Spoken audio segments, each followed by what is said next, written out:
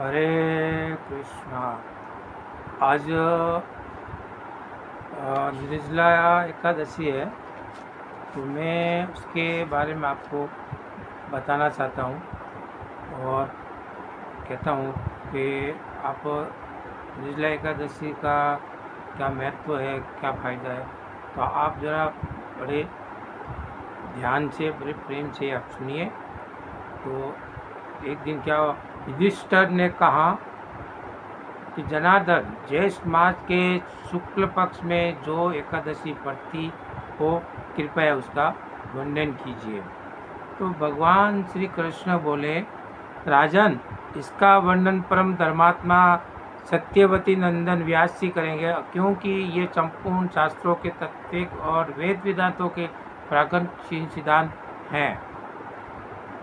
तब वेद व्यास जी कहने लगे, दोनों ही पक्षों के एकादशियों के दिन भोजन न करें, राशि के दिन स्नान आदि से पवित्र और फूलों से भगवान केशव की पूजा करें, फिर नित्य क्रम समाप्त होने के पश्चात पहले ब्राह्मणों को भोजन देकर अंत में स्वयं भोजन करें। राजन, जनादेश और मरण चौथ में भी एकादशी को भोजन नहीं करना चाहिए। ये सुनकर भीमसेन बोले, परम बुद्धिमान पितामह, मेरी उत्तम बात सुनिए।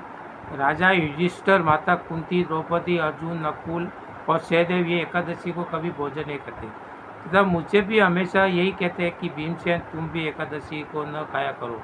किंतु मैं उन लोगों की यही कहता हूँ कि मुझे भूख नहीं सही जाएगी, मुझे भूख सहन नहीं होती है और मैं ये एकादशी कर नहीं पाऊँगा। तो भीमसेन की बात सुनकर गुरु व्यास जी ने कहा, यदि तुम स्वर्गलोक की प्राप्ति अमिष्ट है और नरक को दूषित समझते हो, तो दोनों पक्षों के एकादशियों के दिन भोजन न करना।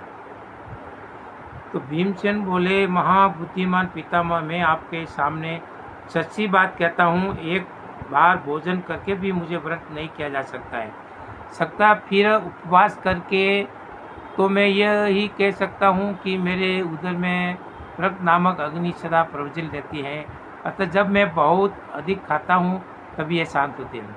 तो इसलिए महामुनि में वर्ष भर में केवल एक ही उपवास कर सकता हूँ, जिससे स्वर्ग की प्राप्ति सुलभ हो, जिसे करने से मेरा कल्याण हो, भागी हो सकूँ। और ऐसा कोई एक ऐसा व्रत और निश्चय व्रत बताइए कि मैं उसका निश्चित रूप से पालन करूँगा।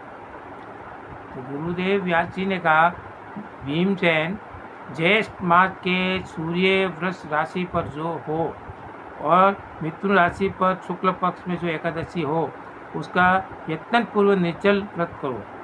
केवल कुल्ला या आसमन करने के लिए मुख में जल डाल सकते हो, उसको छोड़कर किसी प्रकार का जल विद्वान पुरुष मुख में न डाले, अन्यथा व्रत भंग हो जाता है। एकादशी को सूर्योदय से लेकर सूर्य दिन के उदय तक मनुष्य जल का त्याग करे और ये व्रत पूर्ण होता है। तदनंतर राशि को प्राप्त दात के स्नान करके ब्राह्मणों के निवेदित पूर्व जल और शुद्ध का दान करे। इस प्रकार जब सब कार्य पूरा करके जितेंद्र पुरुष ब्राह्मणों के साथ भोजन करे। वर्ष भर में जितनी एकादशियाँ होती है, उन सब का फल निर्जला एकादशी के सेवन में मनुष्य प्राप्त कर लेता है। साल भर के अंदर जो 24 एकादशी होती है और उसमें कोई एकादशी नहीं करे और एक निर्जला एकादशी कर देवे, तो आपको 24 एकादशी का फल प्राप्त होता है। एकादशी होती है और उन सब का फल निर्जला एकादशी के सेवन से मनुष्य को प्राप्त हो लेता है। इसमें तनिक भी क्षण नहीं है। संग, चक्र और गदा धारण करने वाले भगवान केशव ने मुझे कहा था कि यदि मानव सबको छोड़कर एकमात्र मेरी शरण में आ जाए और एकादशी निहार रहे, तो वह सब पापों से छूट जाता है। एकादशी का व्रत करने वाले पुरुष के पास विशालकाय, विकराल आकृति और काले रंग वाले दंड पाशाधारी भयंकर यमदूत नहीं आते।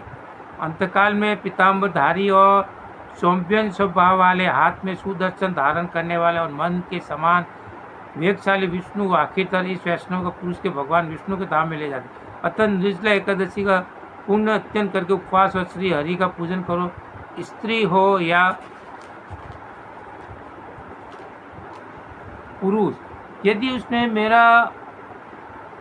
मेरू पर्वत के बराबर भी है, महान पाप किया तो वह सब एकादशी व्रत के प्रभाव से भस्म हो जाता है।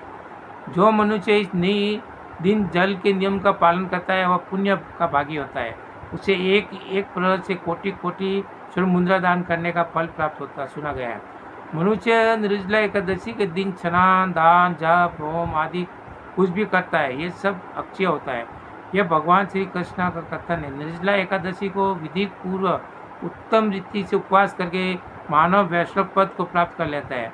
जो मनुष्य एकादशी के दिन अन्न खाता है वह पाप का भोजन करता है और इस लोक में वह चांडाल के समान में मरने की पर दुर्गति को प्राप्त करता है। जो ज्येष्ठ के शुक्ल पक्ष में एकादशी को उपवास करके दान करेंगे और वे परम पद को प्राप्त होंगे। जिन्होंने एकादशी को उपवास किया है वे ब्रह्म हत्यारे, शराबी, शोर तथा गुरुद्रोही होने पर भी सब पापों से मुक्त हो जाते हैं। कुंती नंदन निर्जला एकादशी के दिन श्रद्धालु स्त्री पुरुषों के लिए जो विशेष दान प्रत्यय दीक्षित उन्हें उस दिन का जल सेवन करने वाले भगवान विष्णु का पूजन और जल में धेनु का दान करना चाहिए अथवा अत्यंत में तो धेनु या दूत में धेनु का दान उचित है। पर्याप्त दक्षिणा और भांति भांति के मिष्ठानों द्वारा अत्यंत पूर्व ब्राह्मणों को संतुष्ट करना चाहिए। ऐसा करने से ब्राह्मण अवश्य संतुष्ट होते हैं और उनके संतुष्ट होने पर श्री हरि मोक्ष प्राप्त करते हैं। जिन्होंने सम, दम और दान में प्रवृत्त हो श्री हरि की पूजा और रात्रि में जागरण करते हुए इस निर्जला एकादशी का व्रत किया है, उन्हें अपने साथ ही बीती हुई 100 पीढ़ियों को और आने वाली 100 पीढ़ियों को भगवान वासुदेव को परम धाम में पहुंचा दिया जाता है। निर्जला एकादशी के दिन अन्न, वस्त्र, गो, जल, शया, चुंद्र, आसन, कमंडल तथा साता दान करने चाहिए। जो ज्येष्ठ तथा सुपात्र ब्राह्मण को जूता दान करता है वह सोने से विमान पर बैठकर स्वलोक को प्रतिष्ठित होता है और इस एकादशी की महिमा के भक्तिपूर्ण सुनता तथा उसका वर्णन करता है वह स्वर्गलोक में जाता है।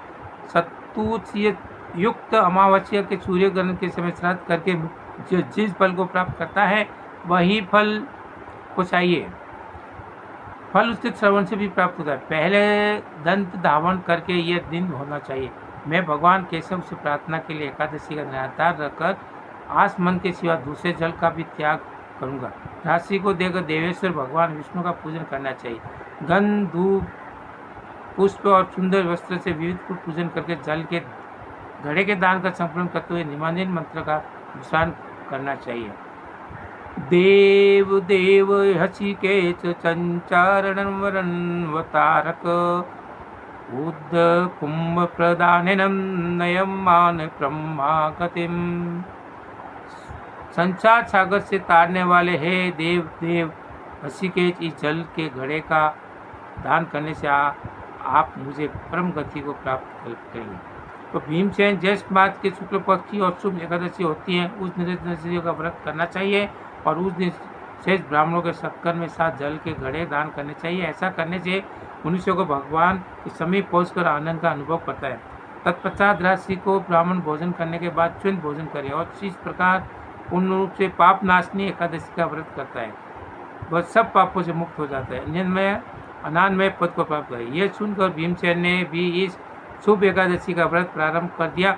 तब से ये लोक में पांडव द्वादशी के नाम से विख्यात एकादशी है। उसको भीमसेन भी एकादशी कहते हैं और निर्जला भी एकादशी कहते हैं। इसलिए हर मनुष्य को एकादशी करना चाहिए, जरूरी है। जय श्री